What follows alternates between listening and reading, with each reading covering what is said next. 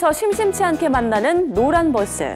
다들 아시다시피 노란 버스는 바로 어린이 통학 차량입니다.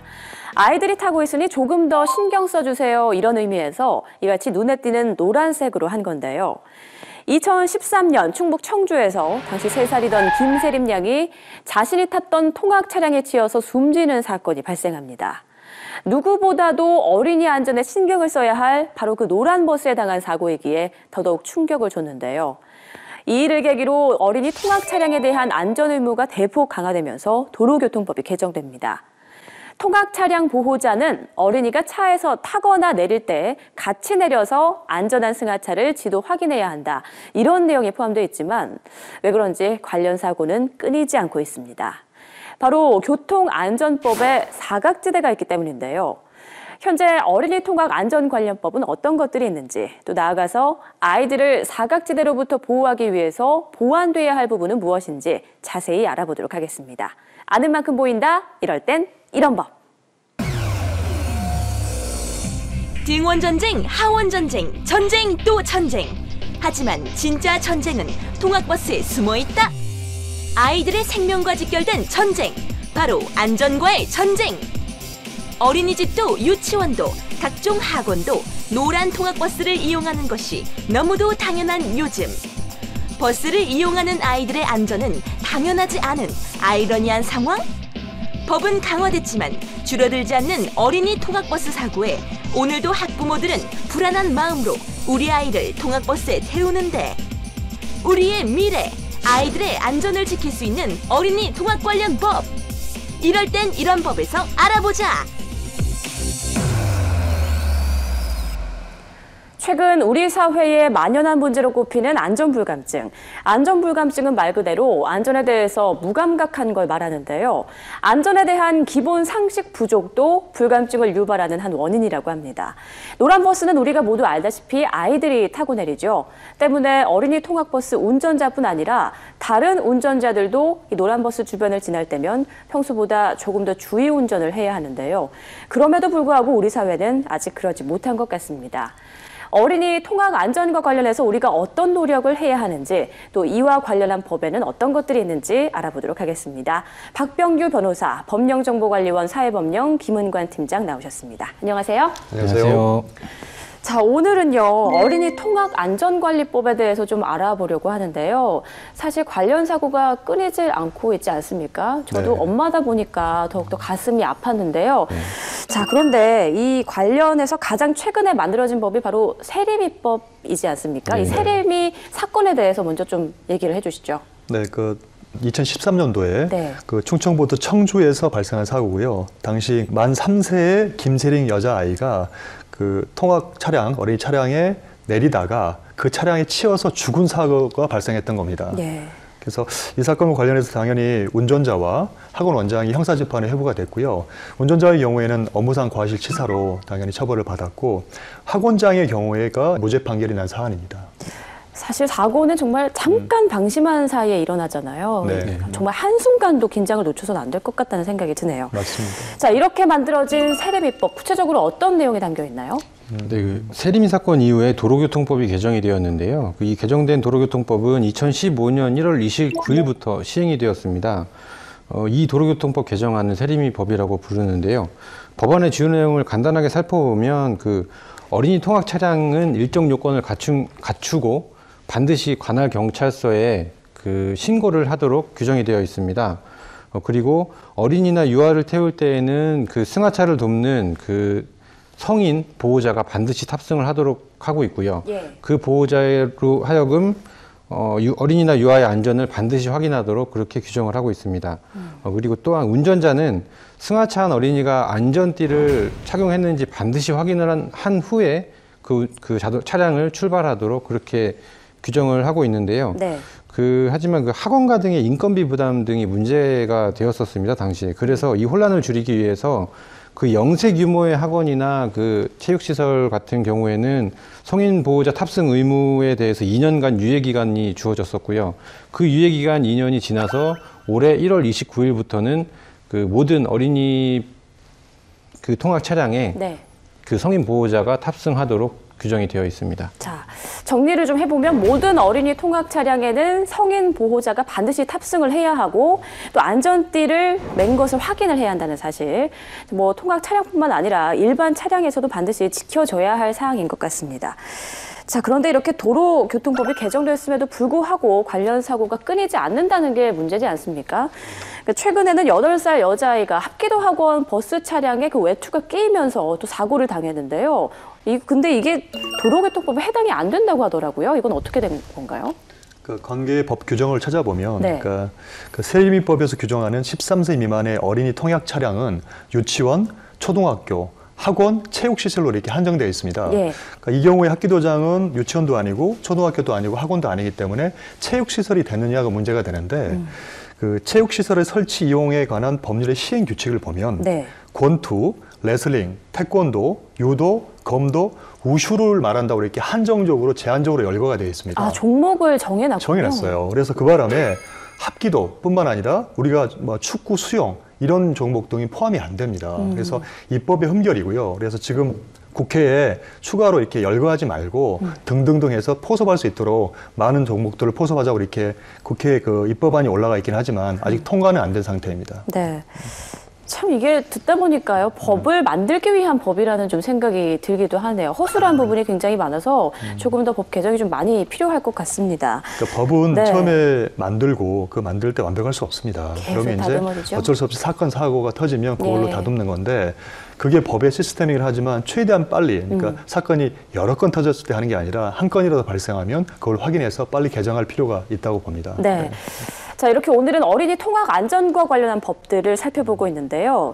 작년 여름 혹시 기억하시나요? 정말 더웠잖아요. 네, 네, 많이 맞습니다. 정말 더웠죠. 네, 몇십 년 만에 더위다 뭐 이런 얘기가 있었는데 그때 관련 사고 기억나는 분 아마 많으실 겁니다. 네. 광주에서 어린이가 그 차량에 방치돼 있었던 사고가 있었어요. 네. 좀 자세히 얘기해 주실까요? 네, 사건 일지를 한번 보겠습니다. 네. 그러니까 2016년 7월 29일 날 광주 광산구에서 발생한 사건인데요. 4살 남자아이가 그 당시 최고 기온이 35도인 상태에서 그 통학버스 안에서 8시간 동안 방치돼 있다가 결국은 의식불명의 상태로 발견이 됐고요. 그렇죠. 8개월이 가까이 지난 지금도 의식불명의 상태에 있다고 합니다. 조금 더 말씀드리면 올해 2월입니다. 7세 유치원생이 통학버스에 30여 분가량 방치되었다가 이게 이제 사고가 발생을 했는데요. 이 사건은 특이하게 지나가는 행인이 119에 신고를 해서 이렇게 구제가 됐다고 하는데 문제가 이 네. 유치원이 사건을 은폐를 하려 하다가 일이 더 키웠다는 그런 문제가 있습니다. 약간 정리한다면 예. 최근 5년 동안 어린이 통학 차량 사고로 40명이 숨지고 2천여 명이 다쳤다고 합니다. 제가 요즘에 매일 아침 이렇게 아이를 노란 그 버스에 태워서 보내거든요. 그러다 네. 보니까 이런 사고 얘기를 들으면 정말 가슴에 심장이 벌렁벌렁 거릴 철렁하죠. 정도로. 네. 그런데 사실 여름에 그 에어컨이 가동이 안 되는 차 안에 있으면은 정말 덥잖아요. 네. 그런데 이 아이가 그 안에서 얼마나 힘들었을지 생각만 해도 정말 아찔합니다. 아이가 없으면 좀 적극적으로 찾아야 할 텐데 왜 이 지경까지 만들었는지 안타까운데요. 이렇게 되면 처벌은 누구 책임이 되는 건가요? 이 경우는 재판 결과가 나왔습니다. 네. 그래서 1심 판결을 보면 그 인솔교사가 금고 8개월형을 받았고요. 그리고 버스기사는 금고 6개월형을 받았고 주임교사는 금고 5개월에 집행유예 2년을 선고받았습니다. 네. 선고를 받고 해당 학부모가 항소 너무 약하다라고 그렇죠. 탄원을 해서 검찰이 항소를 하긴 했지만 네. 항소심에서도 이게 확정이 됐기 때문에 결과적으로 이 형이 확정이 됐습니다. 이게 사실 학원 측에서 보면 뭐 작은 실수다라고 변명을 할 수도 있어요. 그런데 네. 그 실수로 인해서 아이가 지금 의식 불명에 빠지고 한 가정이 완전히 무너져 내렸단 말이죠. 네. 자, 그런데 아까 말씀하시기를 금고 5개월, 뭐 8개월, 집행유예 이렇게 말씀하셨는데 형량이 너무 작은 거 아닌가 싶어요. 자, 일단 금고가 어떤 벌인지부터 좀 설명을 해주시죠. 네, 그러니까 형량이 작다고 생각하시는 건 맞습니다. 그렇지만 이 사안의 경우에 인솔교사나 버스기사가 애들을 죽이려고 한 의도로 아니었잖아요. 그렇죠. 실수였지 않습니까? 네. 그러니까 과실범의 경우에는 형량이 뭐 실형 몇 년 경우는 드뭅니다. 그런 부분 참작해 주셔야 될 것 같고요. 네. 금고라는 게 뭐냐면, 그러니까 형벌의 종류에는 자유형이 있습니다. 자유형은 뭐냐면 그 이제 잘못한 범죄인을 가둬서 벌을 주는 거거든요. 그중에 대표적인 게 그 징역과 금고가 있어요. 네. 징역은 가두고 플러스로 강제 노역에 처해집니다. 아. 금고는 가두기만 하고 강제 노역은 하지 않는데 예. 그 차이점은 뭐냐면 징역은 파렴치범, 소위 우리가 말하면 욕듣는 범죄, 사기, 절도, 강도 강간 이런 친구들은 나쁜 의도를 가지고 그렇죠. 행한 징역형에 처하는 거고요. 예. 그게 아니라 종교범이나 아니면 과실범, 그러니까 의도가 나쁘지 않지 않습니까? 네. 실수한 거 아닙니까? 예. 이런 분들은 금고형에 처하게 되는 겁니다. 그런데 앞서 그 광주 사건의 경우 그 기소 시점까지만 하더라도 병원비가 무려 6천만 원이 나왔다는 기사를 본 적이 있거든요. 네. 이 부분에 대해서는 어떻게 보상이 이루어지나요? 어떻습니까? 쉽지 않습니다. 그러니까 예. 법적으로는 인솔교사, 버스기사, 주임교사가 다 그러니까 형법상 범죄뿐만 아니라 민사상 불법행위 책임을 지니까 배상을 해줘야 되죠. 근데 만약 이분들이 실제로 그 병원비를 대지 않는다 하면 그 피해자 입장에 소송을 할 수밖에 없고요. 소송은 아시다시피 시간과 비용이 많이 듭니다. 그렇죠. 일단 먼저 6천이 됐든 심지어 1억이 됐든 계속 돈을 내놓은 다음에 나중에 받는 건데 예. 소송의 승소 판결이 돼서 확정이 됐다 하더라도 상대방인 인솔교사, 버스기사, 주임교사가 만약에 돈이 없다면 배상을 받을 수 없는 그런 안타까움이 있습니다. 네, 사실 대부분의 어린이집 선생님들과 운전자분들은 정말 아이들 하나하나 내 자식처럼 아껴주는 경우가 많거든요. 네. 그런데 일부 몇몇 사람들 때문에 좀 이런 비판의 대상이 된다는 게 안타깝다는 생각도 듭니다. 네. 자, 그런데 작년 유독 이 통학 차량 관련 사고가 좀 많이 들렸어요. 어린이집 차량을 타려던 4살 어린이가 언덕 위에서 내려온 차량에 받치는 그런 사고도 있었다고요? 그러니까 작년 2016년에 벌어진 사건인데 그 사건, 그러니까 애가 치이는 사건이 발생한 건 2시 55분이었습니다. 근데 용인의 한 어린이집에서 그러니까 학원 차량을 타고 이제 하원 집으로 가려고 하는 4살 어린 여자였는데 이때 네. 언덕 위에 SUV 큰 차량이 기아를 중립 상태로 놔뒀어요. 언덕에서 중립을 했다고요? 네, 그래서 그게 그 차량에 치여서 이 친구가 어린 친구가 사망한 사건이 발생을 했습니다. 근데 좀 구체적으로 본다면 처음에 2시 55분에 치인 사건이 발생하고 겉보기에 외상이 없었기 때문에 어린이집 선생님들은 이 친구를 119에 신고한 게 아니라 어린이집으로 데리고 들어갑니다. 네. 그리고 지나가던 행인이 119 신고를 했고요. 그리고 어린이집으로 들어가는 이 친구는 배가 아프다고 해 쓰러지게 되는데 교사들은 이제 3시 3분에 부모님한테 연락을 하게 됩니다. 그리고 5분이 지나서 3시 8분에 119가 도착하고 3시 14분에는 그 선생님들은 119가 왔다는 생각에 부모들에게 아이는 괜찮다라고 또 그런 문자 메시지를 보내게 됩니다. 아, 그리고 문자가 도착한 4분 뒤인 3시 18분에 네. 이 아이가 심정지, 사실상 사망하게 되는 거죠. 사망을 했다고요? 네. 그리고 3시 29분이, 그러니까 심정지하고 11분 전에 29분이 되어서 교사는 아이 부모에게 응급하다고 이렇게 전화를 하게 되는 이런 일련의 사건이 있었습니다. 아니, 일단 언덕에 주차를 중립으로 해놨다는 것 자체가 좀 이해가 안 되고요. 네. 그리고 학원 측, 이 어린이집 측의 그 대처 방법도 굉장히 좀 미흡했다라는 생각이 드는데요. 네. 자, 일단 SUV 그 차량 운전자도 처벌을 피할 수 없겠죠? 일단은 그 법적인 관점에서 보면 예. 첫 번째 가장 큰 잘못한 사람은 SUV 차량 운전자입니다. 그렇죠. 언덕 위에 차량을 이렇게 중립 상태로 놔둔다는 책임을 피할 수 없을 것 같고요. 두 번째는 그 차량 운전자도 잘못이 있습니다. 그러니까 이 사건 같은 경우에 인도 쪽으로 해서 하원 차량에 얘를 탑승시킨 게 아니라 차도 쪽으로 이렇게 해서 애들이 탑승하는 바람에 이 사건이 났거든요. 예.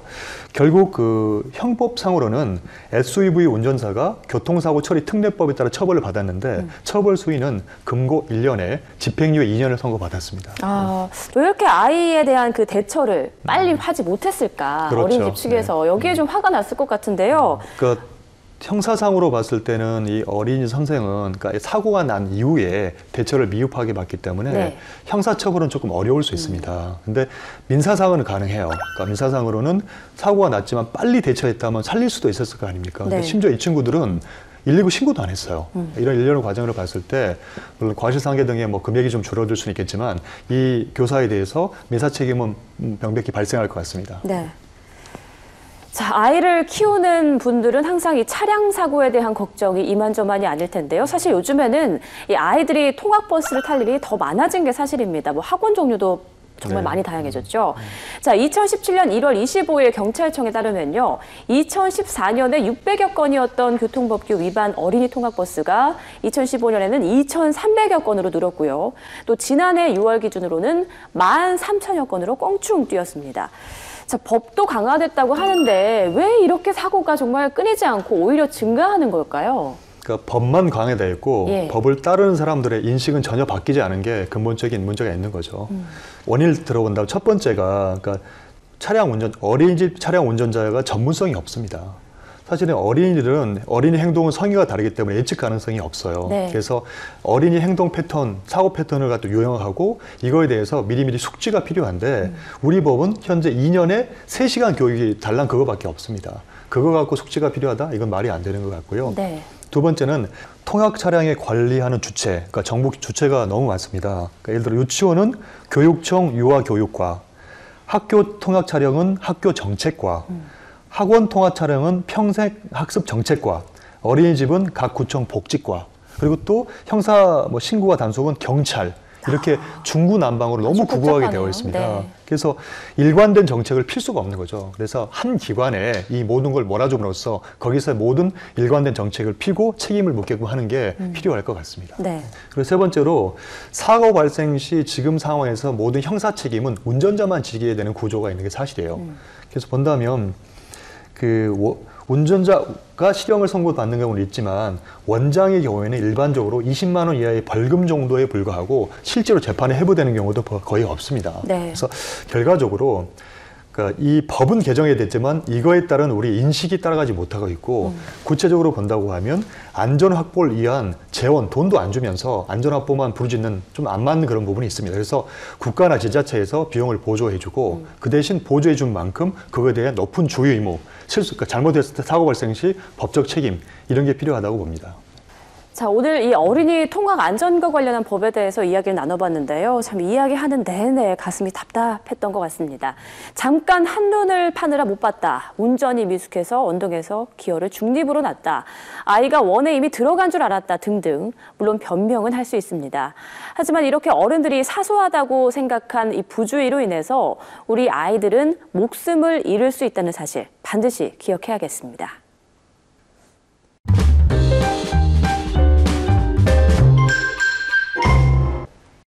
어렵게만 다가오는 생활법령을 이야기로 풀어보는 솔로몬의 재판 시간입니다. 자, 오늘은 어떤 사건이 기다리고 있는지 먼저 화면으로 만나보시죠. 양가 집안의 반대에 작은 시골 마을로 사랑의 도피를 온 재열과 혜수.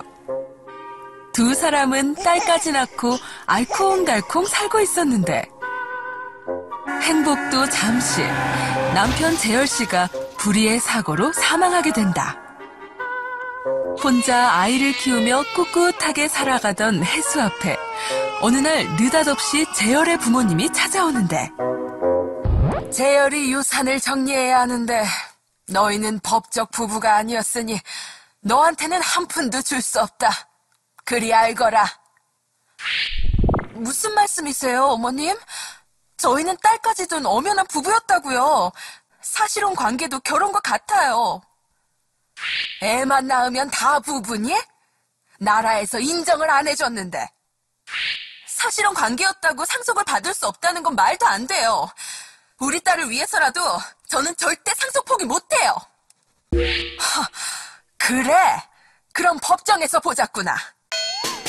오랜 기간 사실혼 관계를 유지하며 딸까지 낳은 혜수씨. 과연 사실혼 관계를 유지한 배우자에게도 상속권이 인정될까? 네, 최근 이 사실혼이 인정되는 사례들을 많이 보면서 상속과 관련돼서는 어떨까 좀 궁금함이 있었는데요. 이 혼인과 같은 건가요? 네, 사실혼이라고 하는 것은 혼인신고를 하지 않아서 법률혼의 그 관계는 인정을 받지 못했지만 실질적인 부부 공동의 그 혼인 생활을 영위하고 있는 그런 상태를 말하는데요. 그렇기 때문에 사실혼 상태의 부부는 부부간의 동거 의무라든지 부양 의무, 일상가사 대리권과 같이 부부 공동 생활을 전제로 하는 권리와 의무는 인정이 되지만 그 혼인 신고를 통해서 발생되는 부부간의 권리와 의무는 인정을 받을 수가 없습니다. 네. 특히 우리나라는 법률혼주의를 채택을 하고 있고요. 그 민법에서 규정하고 있는 그 배우자 상속에 관한 내용은 법률혼 배우자만을 의미하는 것으로 해석이 됩니다. 따라서 법률상의 친족관계가 발생하지 않는 사실혼 관계에서는 상속권이 인정되지가 않습니다. 따라서 혜수는 그 재열과 실질적인 부부 생활을 했다고 하더라도 그 혼인신고를 하지 않고 사실혼 관계에 있었기 때문에 재열의 재산을 상속받을 수는 없을 것으로 판단이 됩니다. 네, 그러니까 상속권은 사실혼 관계에서는 성립이 안 되고 혼인신고를 거쳐야만 인정이 되는 그렇습니다. 거군요. 네. 자, 이번에는 새롭게 시행되는 시행 법령에 대해서 알아보는 시간인데요. 이번엔 어떤 법령이 또 새롭게 마련이 될까요? 네, 자세한 내용은 만화로 준비했으니까요. 화면으로 먼저 만나보시죠. 안심하고 타요 타요. 자, 천천히 질서 있게 승차하세요. 어?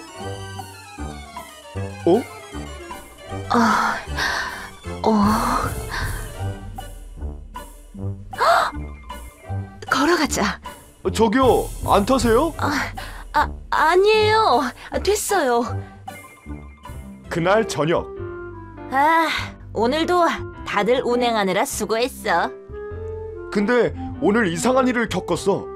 어떤 모녀가 승차를 하려다가 그냥 가더라고. 참 이상하지? 응? 그럴 리가. 네가 불친절하게 대한 것 아니야? 아니거든. 가만! 내가 같은 노선의 친구에게 들은 얘기가 있어. 그 얘기가 그분의 얘기가 맞는다면 그분 남편이 얼마 전 버스를 타고 출근하다가 교통사고를 당했대. 그런데 사고를 낸 버스기사가 음주운전과 난폭운전으로 면허가 취소된 적이 있던 사람이었다 하더라고. 여보, 버스 타기 너무 겁나요. 그런 일 때문에 불안해서 버스 타기를 주저하는 게 아닐까? 아, 그랬구나. 나한테 안심하고 우리 버스를 이용할 수 있는 방법이 있어. 다음 날. 저기요, 안녕하세요. 걱정 마시고 저를 타세요. 이제 난폭운전이나 음주운전, 대형 교통사고 유발로 면허가 취소된 적이 있는 운전자는 함부로 버스를 운전할 수 없어요. 난폭, 음주운전, 대형 교통사고 유발 등으로 면허가 취소된 적이 있거나 무면허 운전으로 벌금형을 받은 사람 등은 일정 기간 동안 버스는 물론 택시도 운전할 수 없어요. 그래요? 난 그것도 모르고. 운송 사업용 자동차는 무엇보다 승객의 안전이 우선이죠. 네, 정말 다행이에요. 앞으로도 편안히 모실게요. 안녕히 가세요. 할머니께서도 어서 타세요. 에이? 안심하세요. 이제 난폭, 음주운전 등으로 면허가 취소된 운전자는 말이죠. 아이, 우리 집으로 안 가니까 안 타는 건데 날더러 어딜 가라는겨? 죄송합니다. 네, 어린이 통학버스의 안전 문제만큼이나 대중교통의 안전 문제도 걱정하시는 분들이 참 많으신데요. 그 3월부터는 그 걱정을 조금은 덜 수 있을 것 같습니다. 그 여객 자동차 운수사업법이 개정이 되어서 3월 3일부터는 음주운전이나 난폭운전 같은 운전을 해서 면허가 취소된 경우에는 일정 기간 동안 그 버스나 택시 운전 자격 취득이 제한이 되거든요. 음주운전이나 무면허 운전, 대형 교통사고 유발로 운전 면허가 취소된 사람은 5년간 버스, 택시와 같은 운전 자격을 취득을 할 수가 없게 되고요. 난폭운전이나 공동위험행위로 면허가 취소된 사람은 3년간 그 자격을 취득을 할 수가 없게 됩니다. 이로써 앞으로는 조금 더 안심하고 대중교통을 이용할 수 있을 것으로 기대됩니다. 네, 말씀하신 대로 이번 법 개정으로 인해서 시민들은 대중교통을 이용할 때 조금 더 안심을 할 수 있을 것 같고요. 또 기사분들은 시민들이 믿어주니까 조금 더 또 기분 좋게 일할 수 있지 않을까, 이런 긍정적인 효과가 기대되는 것 같습니다.